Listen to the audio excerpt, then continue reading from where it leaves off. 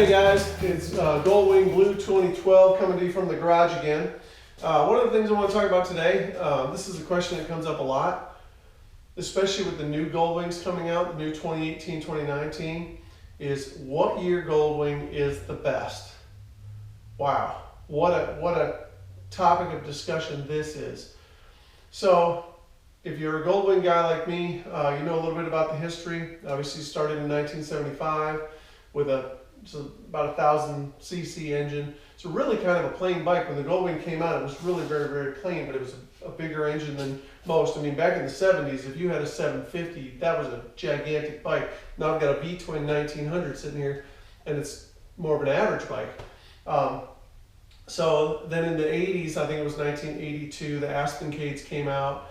And then in 88, we got a 1500. So in 1988, the Goldwing started to get a little bit bigger with the fairings and a little bit more weight to them. They became more of a touring bike in the 80s.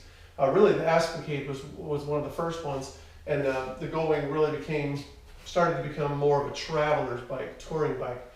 And then in 2001, they upgraded again and they went to the 1800, which is phenomenal. I can't imagine much improvement on this, but who knows? I mean, what the future holds. I can only imagine that it's just going to continue to get better and better and better. So, what year is the best? I don't know. It's personal opinion on this one. Find one that works for you. I liked the 2012 because I liked the color and I wanted a brand new bike. 2010 had a beautiful titanium, which I really liked a lot, but I really wanted a brand new bike, so I kind of went back and forth a little bit. They both had the 1800. They both had a lot of accessories. A little bit different in the dashboard and the cockpit area. Some upgrades there. And then now, in 2018, 2019, the bikes have been unbelievable upgrades in the new 2018, 2019. I'm not ready to go that way yet. I really like my heavy 930-pound 2012.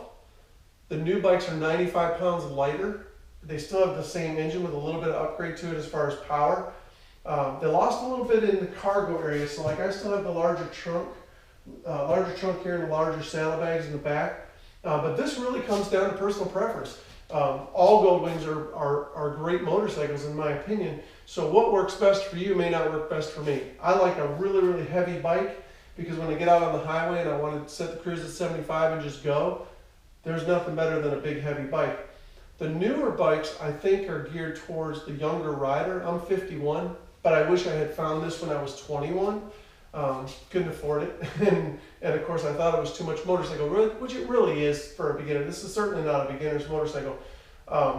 So if you're just starting out, you don't want to buy a Goldwing. You definitely want to work your way up to a Goldwing. And it's not a braggadocious thing that I'm saying. It's because it takes some experience to handle a bike this large. And if you're a smart rider, you'll know that. And so you start out with something small. I started out on a Yamaha Radian 600. That was my first motorcycle. And it was kind of comparable to the Honda Nighthawk. Back in the 80s, everybody wanted a Nighthawk. It was a really short wheelbase, easy to do wheelies. I had my days in doing crazy, stupid stuff like that. But anyway, I digress. The main question of the day is what year Goldwing is the best? Totally up to you. Totally up to you what you're looking for. Again, the new Goldwings, like I still have the older gauges, speedometer and fuel gauge and stuff. The new ones are like a spaceship. They're amazing. You turn it on, it's got a keyless fob.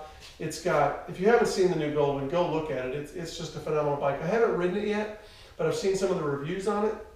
And again, it's just a light, nimble bike. Again, I think they're they're shooting for the younger rider, which I think is fantastic. I'd love to see some younger guys on the bike because, again, I know looking back, everybody says if I could go back, of course, if I could find the Goldwing when I was 21 years old, I would have put a lot more miles on it. This one has about 35,000 miles.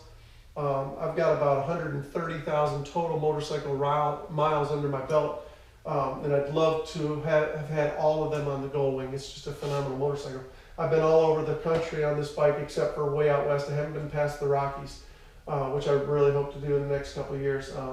But I've been all over the East Coast on this motorcycle. And again, when it comes to what is best, that's an open-ended question. So all of the Goldwings are phenomenal. You got to just find the one that's right for you. Again, I like a big heavy motorcycle. if you go back, if you wanna look at some of the 80s bikes, the thing I don't like about the 80s bikes is a lot of them are still running, they're carburetors. So they're having a lot, I read on Goldwing forums all the time that they're having problems with the carburetors. Of course, they're 20, 30, 40-year-old bikes. And so they're starting to get up there. I mean, a 1975 Goldwing is certainly not the same as a 2012 Goldwing. It's just not the same bike. Still a good bike, but it's just not the same. So obviously your budget is going to depend on what you can afford. The new ones are about $28,000 to $30,000. This one I bought brand new. I want to say I paid $24,000 for it, and I probably got another $2,000 in accessories on it. So I've got about $26,000 into this bike. But you can find beautiful bikes from 2001. Keep in mind that the 2001 is when the 1800s came in. So from 2001 forward is really, in my opinion, where you should be looking. But that's just my opinion, because the 1800 is such a bulletproof motor. And but you can find good Goldwings out there for less than $10,000 that still have a lot of life left on. I mean, 100,000 miles on a Goldwing is Goldwing riders, we brag on this all the time, but we say 100,000 miles is the break-in period on a Goldwing, because it's just such a good bike that you can put a lot of miles on. My record on this bike, I put 867 miles in one day. Literally got on the bike here in Raleigh, left here at 5 in the morning, went all the way up to the Dragon, rode the Dragon, went into Tennessee, up into Kentucky, West Virginia, Virginia, hopped on the Blue Ridge, came back, got home I think I got home at 7 or 8 o'clock that evening, and I was ready to go again. So it's a phenomenal. Certainly, I'm sure there are people out there who have done more miles than that. If a lot of it is if they're doing just highway. But keep in mind, I was doing a lot of mountain riding. But anyway, so the question of the day is, what is the best Goldwing out there? Pick one that suits you. Sit on a bunch, ride a bunch, see what fits you, and of course, ride 2 or 3 of them. See what works best for you. When it comes to comparing this to other bikes, I love all motorcycles. Even Harleys. I like Harleys. I give my Harley guys. I got a few buddies who ride Harleys, and I give them crap all the time. They give me crap about the Goldwing. But at the end of the day, we high five and we ride together. It doesn't matter. I just prefer the Goldwing. Just different. It's a different style of ride. Again, I've got my big V-twin Yamaha that I love to ride. But if I had to choose only one, it's a no-brainer. It's absolute no-brainer. The Goldwing is by far the best bike I've ever owned or ridden. So if you haven't ridden a Goldwing, go ride one, go test drive one. You will not be disappointed. So as far as what best year, I don't know. Go figure out what's best for you. You might like a different color. Each year, obviously, there's different colors that come out, so you might just like a different color. So anyway, bottom line, Goldwing's a fantastic bike. Go get yourself one. Goldwing Blue 2012 coming to you. Subscribe to my channel. See you guys next time. Dealing with your trouble, stroke me.